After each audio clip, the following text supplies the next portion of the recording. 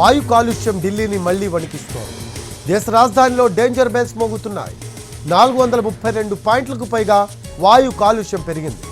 దీంతో కాలుష్య నియంత్రణకు ఢిల్లీ ప్రభుత్వం చర్యలు తీసుకోవాలని నిర్ణయం తీసుకుంది. శుక్రవారం ఉదయం 8 గంటల నుంచి కొత్త నిబంధనలు అమల్లోకి రాబోతున్నాయి. నిర్మాణ పనులు, కూల్చివేతలు నిలిపివేయాలని ఆదేశించింది. జాతీయ భద్రత, వైద్య ఆరోగ్యం, ప్రభుత్వ భవనాల నిర్మాణాలకు మాత్రం మినహాయింపు ఇచ్చింది. ఢిల్లీ నగరంలోకి BS3 వాహనాలు, డీజిల్ వాహనాలు ప్రవేశంపై నిషేధం విధించింది. రహదారులు, చెట్లపై నీళ్లు చల్లే వాహనాల సంఖ్య పెంచాలని ఢిల్లీ సర్కార్ నిర్ణయించింది. 5వ తరగతి వరకు పాఠశాలలకు సెలవులపై పరిశీలన చేస్తోంది.